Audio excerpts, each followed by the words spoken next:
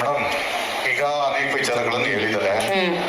ನೋಡಿ, ಕಾಂಗ್ರೆಸ್ ಬಂದಾಗಲೇ ಈ ತರದ ಘಟನೆಗಳು ಯಾಕಾಗುತ್ತೆ ಅನ್ನುವಂಥದ್ದು ಎಲ್ಲರಿಗೂ ಕಾರಣದ ಪ್ರಶ್ನೆ. ಅದರಲ್ಲೂ ಕೂಡ ಈ ಗಣೇಶ ಹಬ್ಬ, ಹಿಂದೂಗಳ ಧಾರ್ಮಿಕ ಹಬ್ಬಗಳು ಬಂದಾಗ ಯಾವುದೋ ಒಂದು ತುಷ್ಟೀಕರಣದ ಓಲೈಕೆಗೋಸ್ಕರ ಈ ಸರ್ಕಾರ ಇಳಿದಿದೆ. ಅದರಿಂದಲೇ ಈ ತರದ ಘಟನೆಗಳೆಲ್ಲ ಆಗ್ತಾ ಇರೋದು.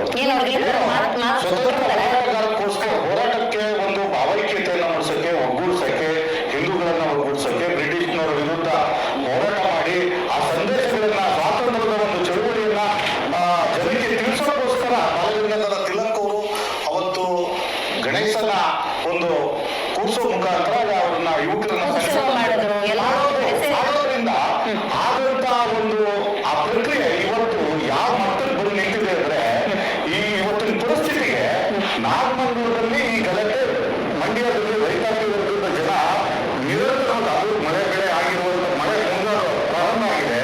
ಈ ಟೈಮಲ್ಲಿ ನಾಗಮಂಗಲದಲ್ಲಿ ಹೋದ ವರ್ಷ ಆಯ್ತು, ಯಾವ ಸರ್ಕಾರ ಇತ್ತು, ಅಲ್ಲಿನ ಉಸ್ತುವಾರಿ ಮಂತ್ರಿ ಇದ್ರಲ್ಲ, ಅವ್ರದೇ ಸ್ವತಃ ಅವ್ರದೇ ಕ್ಷೇತ್ರದಲ್ಲಿ ನಾಗಮಂಗಲದಲ್ಲಿ ಆ ಮಸೀದಿ ಹತ್ರ ಹೋಗಬಾರ್ದು ಅನ್ನೋದಕ್ಕೋಸ್ಕರ ಒಂದು ದೊಡ್ಡ ಗಲಾಟೆ ಆಯ್ತು. ಆ ಹುಡುಗಕ್ಕೆ ಗಣೇಶ ಕೂರಿಸೋ 25 ಜನದ ಮೇಲೆ ಕೇಸ್ ಹಾಕಿದ್ರು, ಒಬ್ಬರನ್ನು ಬಂಧಿಸಲಿಲ್ಲ.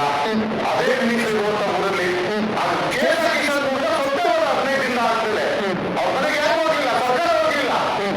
ಹಾಗೆ ಮತ್ತೆ ಮದ್ದೂರಲ್ಲಿ ಆದಂತ ಘಟನೆ ಇದೆಯಲ್ಲ, ನಿನ್ನೆ ಮೊನ್ನೆ ಮದ್ದೂರಲ್ಲಿ ಇವತ್ತು ಡಿಜೆ ಹಾಕಬಾರ್ದು ಅನ್ನುವಂಥದ್ದನ್ನ ನಾವು ಒಗ್ಗಟ್ಟಿವಿ. ಎಲ್ಲೋ ಒಂದ್ ಕಡೆ ಈ ಒಂದು ಧಾರ್ಮಿಕ ಹಬ್ಬದಲ್ಲಿ ಡಿಜೆ